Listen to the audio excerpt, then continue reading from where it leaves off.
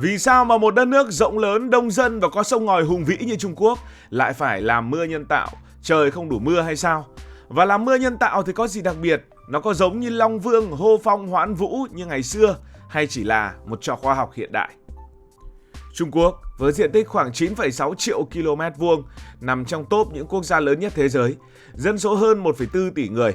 Điều này đồng nghĩa với việc họ cần rất nhiều nước. Họ sở hữu khoảng 7% lượng nước ngọt của thế giới, nghĩa là rất ít. Với một đất nước đông dân như vậy, nước trở thành một tài nguyên rất đáng quý của Trung Quốc. Nhưng vấn đề không chỉ nằm ở số lượng mà còn nằm ở cách nước xuất hiện ở đâu tại Trung Quốc. Phía nam Trung Quốc, nơi có những con sông lớn và nổi bật là sông Dương Tử thì mưa nhiều, thậm chí là mưa rất nhiều gây ra lũ lụt. Nhưng phía Bắc, phía Tây Bắc như là Bắc Kinh, Thiên Tân, Hà Bắc hay là những tỉnh khô cằn kiểu như là Cam Túc, rồi Tân Cương, khu Nội Mông thì lại giống như sa mạc. Có những nơi cả năm trời chỉ mưa có vài lần, đất đai thì nứt nẻ, cây cối thật khó mà sống nổi. Một vùng đất rộng lớn mà không có nước thì làm sao nuôi sống hàng triệu người? Các siêu đô thị như Bắc Kinh, Thượng Hải, Quảng Châu cũng tiêu thụ nước khủng khiếp cho sinh hoạt và cho công nghiệp. Vùng nông thôn thì cần nước cho nông nghiệp, tức là tưới tiêu. Riêng nông nghiệp đã chiếm hơn 60% tổng lượng nước tiêu thụ ở Trung Quốc. Cây cũng cần nước, con cũng cần nước. Nhưng nhiều vùng nông nghiệp, đặc biệt ở phía Bắc, lại phụ thuộc hoàn toàn vào mưa tự nhiên. Lại phải trông trời, trông đất, trông mây, trông mưa, trông gió, trông ngày, trông đêm. Mà mưa thì cũng bất thường, không phải lúc nào cũng đúng lúc và đúng chỗ. Có năm thì mưa ít, mùa màng thì thất bát, nông dân thì điêu đứng. Rồi còn biến đổi khí hậu nữa. Nhiệt độ toàn cầu đang ngày một gia tăng, hạn hán kéo dài, nắng nóng khắc nghiệt ngày càng nhiều. Ví dụ năm 2022, Trung Quốc đã trải qua một đợt hạn hán lịch sử. Sông Dương Tử cung cấp nước cho hàng trăm triệu người đã cạn khô đến mức báo động. Hồ Bà Dương, một trong những hồ nước ngọt lớn của Trung Quốc, cũng teo tóp nhỏ như một cái ao. Hậu quả là nhiều nhà máy thủy điện đã phải ngừng hoạt động, nông dân thì mất mùa, nhiều thành phố phải cắt giảm nước sinh hoạt. Các bạn có thể thấy, thiếu nước không chỉ là vấn đề môi trường mà là vấn đề kinh tế xã hội, thậm chí được gọi là an ninh quốc gia cũng không sai. Thế nên thiếu nước để phải có mưa, mà mưa nó không đủ thì phải làm mưa nhân tạo. Làm mưa nhân tạo cũng không phải là một ý tưởng ngẫu hứng mà là một giải pháp sống còn để đối phó với tình trạng thiếu nước, bảo vệ mùa màng và đảm bảo cuộc sống cho hơn 1 tỷ người. Ý tưởng làm mưa nhân tạo cũng không phải là mới mẻ gì ở Trung Quốc. Họ đã bắt đầu thử nghiệm công nghệ này từ những năm 1950 khi đất nước còn đang trong giai đoạn khó khăn sau chiến tranh. Lúc đó thì những nhà khoa học Trung Quốc đã lấy cảm hứng từ phương Tây, bắt đầu nghiên cứu cách can thiệp vào thời tiết để mà cứu mùa màng. Năm 1958, Trung Quốc đã chính thức khởi động chương trình gieo mây đầu tiên. Ban đầu thì quy mô còn nhỏ, chủ yếu dùng pháo bắn hóa chất từ mặt đất. Nhưng mà thời gian đi qua, họ đã đầu tư mạnh mẽ vào công nghệ này. Đến những năm 1980, khi Trung Quốc bắt đầu mở cửa kinh tế, gieo mây trở thành một phần quan trọng trong chiến lược phát triển nông nghiệp và đô thị. Một cột mốc đáng nhớ là Thế vận hội Bắc Kinh năm 2008. Lúc đó cả thế giới đổ dồn ánh mắt về Trung Quốc và họ muốn đảm bảo một bầu trời trong xanh, không có khói bụi, không mưa bão trong lễ khai mạc. Kết quả, họ đã dùng gieo mây để dọn khói bụi ở Bắc Kinh trước sự kiện và tạo ra mưa ở những khu vực lân cận để giảm ô nhiễm. Thế giới đã ngỡ ngàng, còn Trung Quốc thì ghi điểm lớn về khả năng kiểm soát thời tiết, hô mưa gọi gió. Ngày nay, Trung Quốc chính là quốc gia dẫn đầu thế giới về gieo mây, với quy mô lớn hơn bất kỳ một quốc gia nào. Họ có khoảng 5 vạn nhân viên làm việc trong ngành này, hàng nghìn trạm bắn pháo và hàng trăm máy bay chuyên dụng, cùng một ngân sách khổng lồ hàng tỷ đô la Mỹ mỗi năm. Thậm chí họ còn có kế hoạch mở rộng chương trình gieo mây với mục tiêu kiểm soát thời tiết trên diện tích 5,5 triệu km vuông, tức là diện tích quá nửa đất nước, đều có thể gieo mây được. Thật là quá khủng khiếp. Có lẽ là họ có thể kiểm soát toàn bộ đất nước, nhưng những khu vực khác thì kiểm soát hay không có nghĩa lý gì, bởi vì rất nhiều khu vực là không có người ở. Khi một vùng làm mưa nhân tạo thì cũng nảy sinh ra vấn đề, đó là vùng này có thể lấy mây của vùng khác. Ví dụ nếu Bắc Kinh làm mưa thì một số tỉnh ở bên cạnh có thể không còn mây để mà mưa một cách bình thường. Điều này gây tranh cãi giữa các địa phương ở Trung Quốc. Thậm chí một số quốc gia láng giềng như Ấn Độ hay Nga đã bày tỏ lo ngại rằng gieo mây ở Trung Quốc có thể ảnh hưởng đến thời tiết của họ. Nhưng gieo mây rồi làm mưa kiểu gì? Nghe cứ như phù phép. Thật ra đây là một công nghệ khoa học và chúng ta sẽ cố gắng để tìm hiểu một cách dễ dàng nhất, dễ hình dung nhất.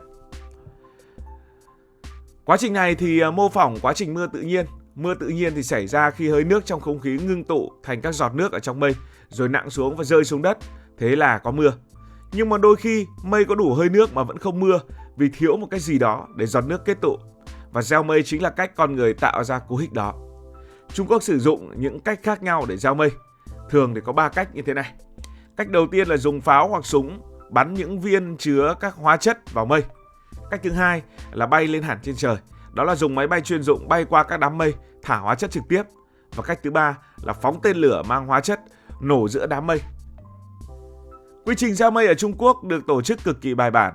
Họ có một cục quản lý thời tiết, một cơ quan chuyên trách với công nghệ tối tân. Đội ngũ này dùng radar, vệ tinh, máy tính để theo dõi mây, phân tích độ ẩm, nhiệt độ, hướng gió. Khi tìm được đám mây tiềm năng, tức là mây có đủ hơi nước nhưng mà chưa mưa, thì họ sẽ hành động ngay. Máy bay sẽ cất cánh, tên lửa phóng lên hoặc pháo bắn liên hồi. Chỉ sau vài giờ, nếu mọi thứ thuận lợi thì mưa sẽ rơi. Gieo mây thì không chỉ tạo mưa mà còn tạo ra cả tuyết nữa. Trong Thế vận hội Bắc Kinh mùa đông vào năm 2022, Trung Quốc đã dùng công nghệ này để tạo tuyết nhân tạo cho các môn trượt tuyết, đảm bảo điều kiện thi đấu hoàn hảo. Làm mưa nhân tạo tốn công tốn sức như vậy, nhưng nó mang lại lợi ích gì? Câu trả lời là rất nhiều và nhiều hơn những gì mà các bạn đang nghĩ. Ở những vùng khô cằn như là Tân Cương, Nội Mông hay Cam Túc, mưa nhân tạo là phù thủy cứu rỗi.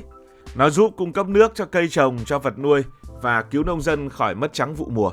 Năm 2011, tỉnh Hồ Bắc từng đối mặt với hạn hán nghiêm trọng, khiến hồ nước lớn nhất tỉnh bị cạn, đe dọa nguồn nước cho hơn 300.000 người. Thế là Trung Quốc đã gieo mây và chỉ có vài ngày mưa đổ xuống, hồ nước lại được lấp trở lại. Dân chúng vỡ hòa hạnh phúc, cảm giác như một phép màu. Lấp ở đây chỉ là lấp nước chứ không phải là lấp đất. Tác dụng thứ hai đó là cung cấp nước sinh hoạt. Những siêu đô thị như là Bắc Kinh, Thiên Tân thường xuyên thiếu nước. Mưa nhân tạo giúp bổ sung nước cho các hồ chứa, sông ngòi, đảm bảo người dân có đủ nước dùng. Tác dụng thứ ba đó là kiểm soát ô nhiễm không khí. Bắc Kinh từng nổi tiếng với bầu trời mù mịt khói bụi. Mưa nhân tạo giúp rửa trôi bụi bẩn, làm không khí trong lành hơn. Và một tác dụng nữa đó là phòng cháy chữa cháy. Mưa nhân tạo có thể làm giảm nguy cơ cháy rừng bằng cách giữ độ ẩm cho đất và cây cối. Trong những đợt nắng nóng như là mùa hè năm 2022, mưa giúp hạ nhiệt độ, cứu người dân khỏi cái nóng chết người và cứu cả rừng nữa. Đây là một giải pháp đi trước, tức là hạ nhiệt độ trước chứ không phải là đợi cháy rồi, đợi rừng cháy rồi thì mới bắt đầu làm mưa nhân tạo, chắc chắn là không kịp. Nghe thì có vẻ mưa nhân tạo là giải pháp hoàn hảo, nhưng không phải lúc nào cũng có những câu chuyện màu hồng như vậy. Công nghệ này cũng có những thách thức và tranh cãi lớn. Ví dụ, gieo mây chỉ hiệu quả khi có mây phù hợp. Nếu trời quang đãng, không có mây thì có bắn bao nhiêu tên lửa cũng chẳng được gì. Ngay cả khi có mây, không phải lúc nào mưa cũng đúng chỗ và đúng lượng. Có khi mưa quá nhiều gây lũ lụt hoặc mưa lệch sang khu vực không cần. Tiếp nữa là vấn đề chi phí. Một lần gieo mây có thể tốn hàng triệu đô, máy bay, tên lửa, hóa chất. Trung Quốc đầu tư mạnh vì họ có ngân sách lớn, nhưng không phải quốc gia nào cũng làm được như vậy. Chưa kể, việc duy trì đội ngũ cả vạn người và hàng nghìn trạm gieo mây cũng ngốn một khoản ngân sách khổng lồ. Dù có thách thức, Trung Quốc vẫn là ông trùm trong lĩnh vực gieo mây. Họ không chỉ làm mưa mà còn thử nghiệm những công nghệ kiểm soát thời tiết khác như là chống sương mù, ngăn bão hay là tạo tuyết. Một điều thú vị đó là Trung Quốc không giữ bí mật công nghệ này. Họ sẵn sàng chia sẻ kinh nghiệm với những quốc gia khác, Ấn Độ, Thái Lan, các tiểu vương quốc Ả Rập Thống Nhất, vân vân để giúp những nước kia đối phó với hạn hán. Điều này thì cho thấy gieo mây không chỉ là việc của riêng người Trung Quốc mà còn là một vũ khí ngoại giao của Trung Quốc. Bạn nghĩ sao về công nghệ làm mưa nhân tạo? Nếu được, bạn có muốn thử làm mưa một lần hay không?